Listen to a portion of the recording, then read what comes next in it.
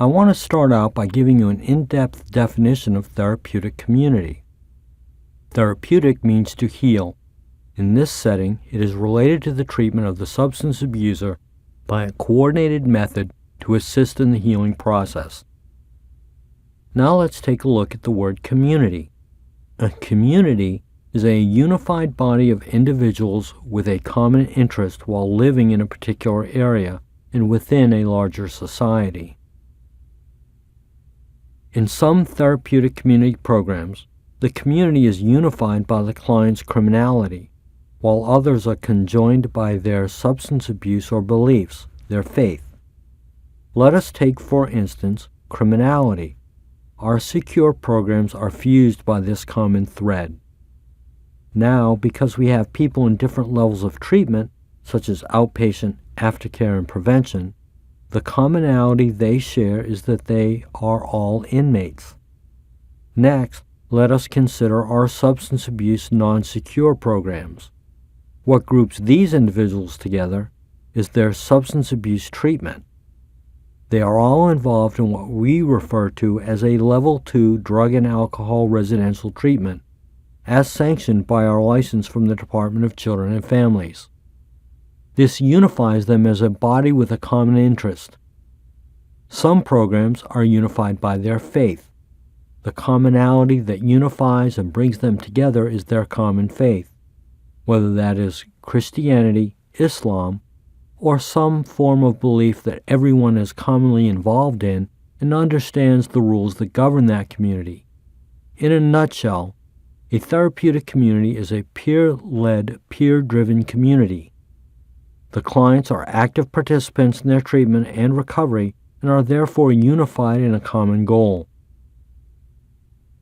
Another way to understand a therapeutic community is by exploring gangs and how they are structured. Our young people in our society are attracted to gangs based on three things that they desperately need: structure, order, and discipline. Within a gang, there are many activities with mandatory participation, which brings about the sense of structure. They socialize with each other and have a unique sense of togetherness. They also have timelines and deadlines for advancement in the group, a hierarchy. Secondly, there is order in gangs. Most gangs have a uniform requirement. A uniform can include specific colors and body tattoos. The sole purpose is to be easily recognized amongst their peers and rivals or enemies. Lastly is discipline. This means practicing a code of conduct. Rules may include initiation by fighting or even killing.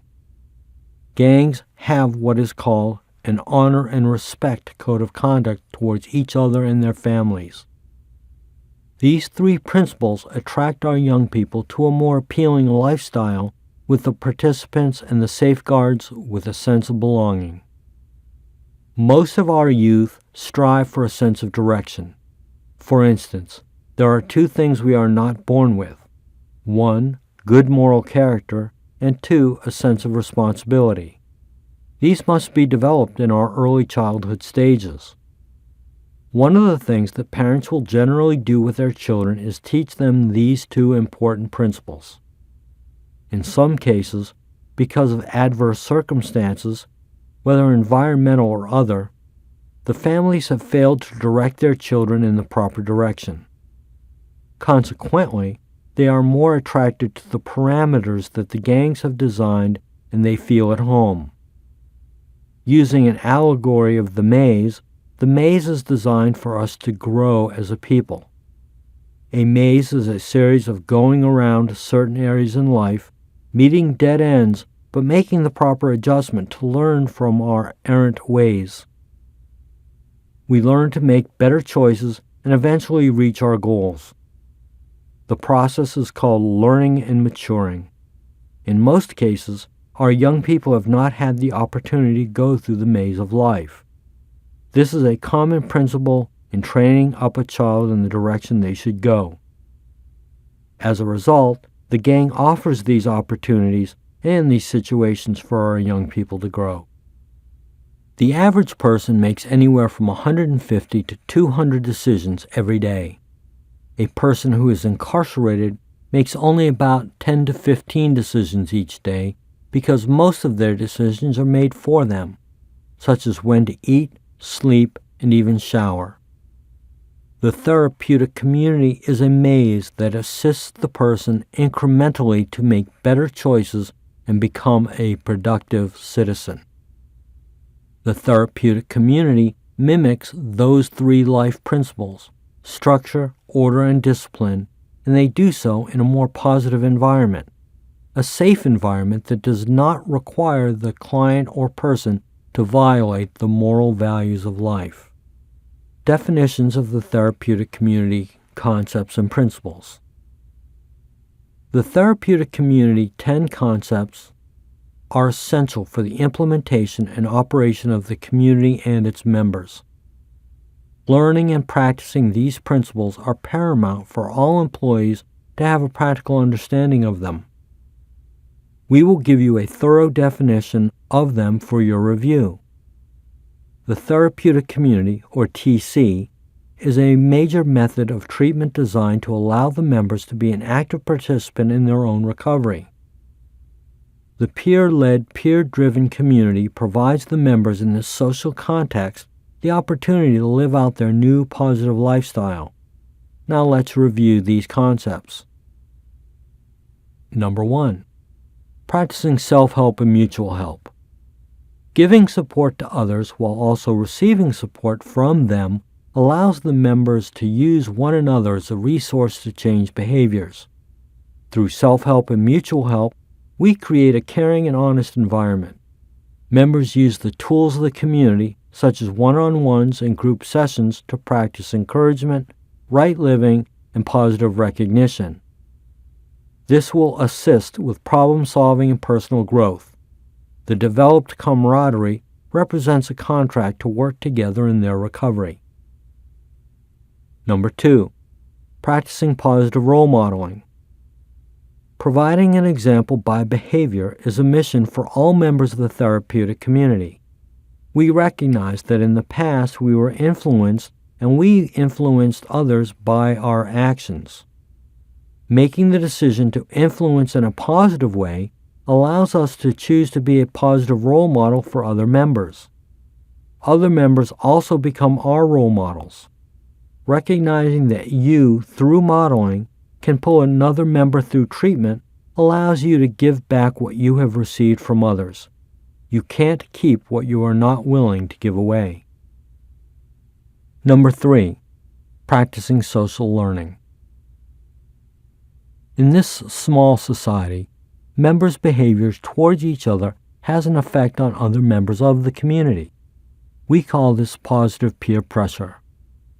Being willing to challenge each other's behavior and the effect of that behavior allows members the opportunity to see themselves through the eyes of others. With that comes the responsibility and the requirement that they make use of the information about their behaviors and attitudes to move in a more positive direction. In a social learning environment, members are able to express feelings, get feedback, and mirror behaviors in order to increase feelings of self-worth, acceptance, and self-respect. Number 4. Practicing the concept of no we-they dichotomy. Within the TC, all individuals are respected and accepted as being unique. At the same time, the strength of the community is that no individual difference is given any greater power or significance over any other. What this means is that all member differences are equally valuable. All members are resources to each other and are respected for this. The community members recognize the importance of the cultural, social, sexual, political, and personal histories of members while not letting these differences cloud recovery issues. This encourages an attitude of participation based on shared strengths. Number 5. Promoting upward mobility and earned privileges. There is no free lunch expresses the basic truth in the therapeutic community that members earn what they get. Changing behaviors, improving attitudes, receiving sanctions, acquiring responsibility, gaining recognition, and receiving privileges are all determined by observations and decisions about the honesty of the work done. Community members recognize that making any change is often extremely hard and yet essential if recovery is to be realized. As a community, we expect each member to be committed to doing what's hard. Members recognize the results of success by giving greater responsibility, making increasing demands, and by assigning privileges and status. Continuous attention is given to monitoring and measuring these efforts to make and maintain changes. Status and privilege is withdrawn when personal work stops and actions become complacent and irresponsible. Then, if you as a therapist are working harder than the client, there is something wrong with that picture. Number 6, practice acting as if. Changing attitudes, behaviors, and lifestyles requires practicing new and different ways of doing things. In the TC, members are expected to place an emphasis on practicing positive behaviors and the attitudes connected to these behaviors. This allows members to try out what they are learning even though members may not want to do it. Acting as if they feel responsible allows them to truly learn what it feels like to be responsible. Members know that if they act a certain way long enough, they will begin to become comfortable with the thoughts and feelings that go with that behavior. Number 7, understanding the relationship of belonging and individuality. Generally, the focus in the early phase of TC is on ownership and belonging, while individuality and self-realization is stressed in the latter phases. Belonging indicates a sense of ownership and relating to the community and the people within it. Fostering a sense of belonging helps to encourage our belief that the TC will help. Feeling you belong encourages team activities and a group spirit which encourages self-esteem. Knowing that you belong as a member of this community provides the support and nurturing needed for members to search out their own identities within the community. Members recognize that placing too much stress on belonging encourages cultism and dependence, while stressing individuality too much may support separateness and isolation, causing people to lose sight of the need for balance and integration as a community goal. Here is a key concept. Members know that growth comes as a result of coming to the TC disconnected from any sense of a caring community and becoming connected, and eventually learning to separate as an individual with a recovery-based lifestyle. Again, this is a key concept. Number 8, understanding the function of a belief system in the TC. Individuals, groups, cultures, and societies are guided by written or unwritten sets of beliefs. Some beliefs are strongly held and commonly agreed upon. Others operate behind the scenes but may greatly influence what happens in a person's life. The TC has many different levels of beliefs. This is called a belief system. The community belief system includes the principles of the TC, concepts and beliefs about recovery, and how we want to live together in a positive environment. There are beliefs about what behavior is not acceptable and ways to handle violations of community beliefs. This system reinforces the importance of our community modeling beliefs that are positive and important to the larger community. Members know that there will be conflicts between the beliefs of individuals participating in treatment in the TC and the beliefs held by the TC. In struggling and resolving these conflicts, the individual confronts the consequences and the benefits of their personal belief system. Number 9, participating in the group process. While members will often have treatment and work responsibility, which requires that they work independently, all activities in the TC eventually lead back to the group. The TC is a community of individuals who recognize and participate in a group environment. A member must believe that this group environment supports their change.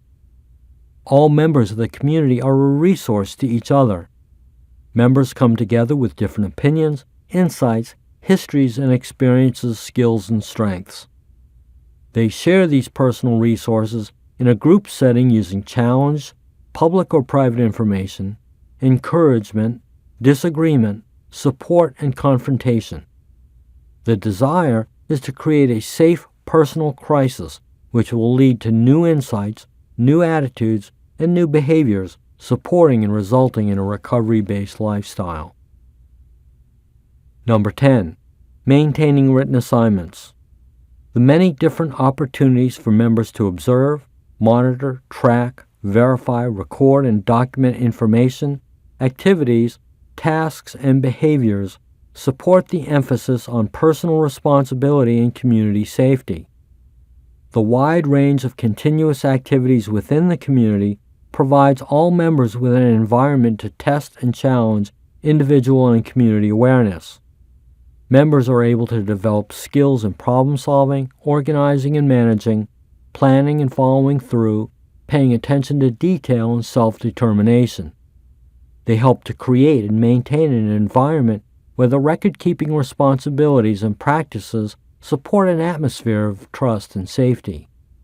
Managing their own personal community and treatment observations and recording tasks and responsibilities allows them to learn and practice attitudes and behaviors which support their personal growth.